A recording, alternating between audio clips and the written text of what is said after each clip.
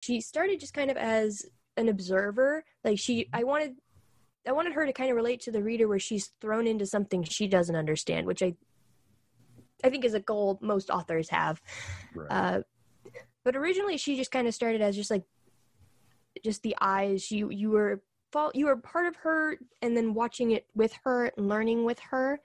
But as I went through a couple more drafts, a couple more edits, I realized, no, she doesn't have to be that. She can be her own being that is more related to a power. Like, I really appreciate the female characters that are observers, but then they decide, I don't want to be an observer anymore. I want to have my hand in this. Mm-hmm. And I think during some of the drafts, I realized, like, she was starting, especially as I was writing later into the series, she started pulling back a lot more. And it kind of, other characters overtook the story. And I was like, no, I want to keep her in the front. Right.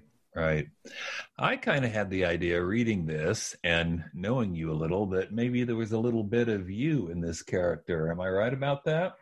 Yes, I just didn't want to say that. Well, you're being modest, but most people, particularly when they're writing their first book, put more than a little of themselves in the lead character. But I think that works here. Yeah. I mean, you want that character to feel real, and the realest person you know is yourself. So, I mean, you kind of have to put a little bit of yourself in them, and you're with them for such a long time when you're writing their story that, I mean, you bleed into them no matter how hard you try not to. Mm-hmm. This is, as I said, the first book in a series. How much of this series is actually written? I would say actually the whole series is written. Wow. It may be, I still haven't fully committed to whether it's going to be a trilogy or if there'll be 4 books. It's still kind of... And that tells me it'll be 4 books or maybe 5, but yeah. I could be wrong. But they are written right now. It's just kind of, it's after going through the edits, the first like serious edits of the first book, it's things kind of materialize that I hadn't even thought about, because when you have other eyes on it, they see something in there that you don't. You're like, oh yeah, I actually have been kind of building to that. I just didn't know I was building to that. Starts being real in a hurry when you get editor feedback, huh? Oh yeah. Well, so you've been at this a while. You've worked hard, obviously. You've produced a great book, and now it's in print where people can read it and buy it.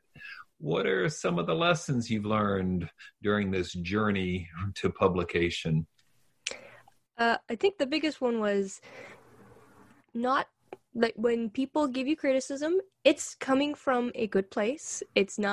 They're not destroying what you're working on. They want to help you improve it, which is something that I was always scared of. Like, I think every author is scared of that when they're with their first story, because it's something you've been working on. You don't really want other people to tear it down, and it comes off that way, but it's not what they're doing. They're showing you how it can be better. Mm-hmm. Yeah. And I would say having a professional editor has been extremely helpful in that as well. Well, that's the way it's supposed to work.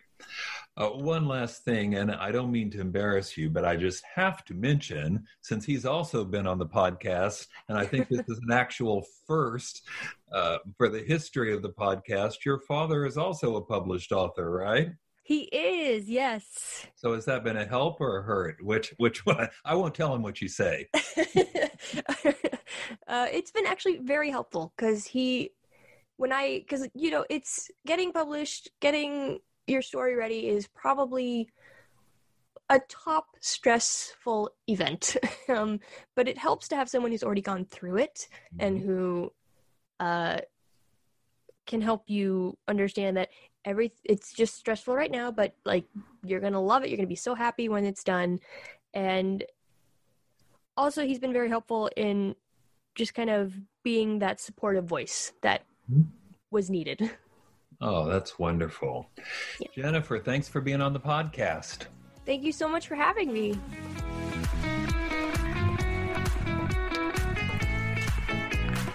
Thanks again, J.A., for that terrific interview. Let me implore all of you listening to this podcast to take a couple seconds and review the podcast, or if you don't have time for that, just give it a rating at wherever you go to download your podcasts. It does not take long, but let me tell you, those 5-star ratings and those great reviews really do increase our searchability, which means you're helping bring more people to this podcast and helping it continue, and I really appreciate that. I also got to remind you that I'm doing an online 5-day writing workshop in December. I know the website calls it a retreat because they're normally retreats, but when we're not going anywhere, I just can't bring myself to call it a retreat. It's a workshop. We're going to spend 5 days in a small group working together. I'll be reading your manuscripts and editing them and giving you feedback and talking about topics of direct relevance to you and your writing and your career.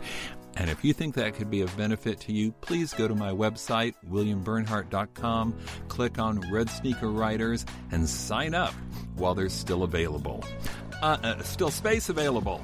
Until next time, keep writing. And remember, you cannot fail if you refuse to quit.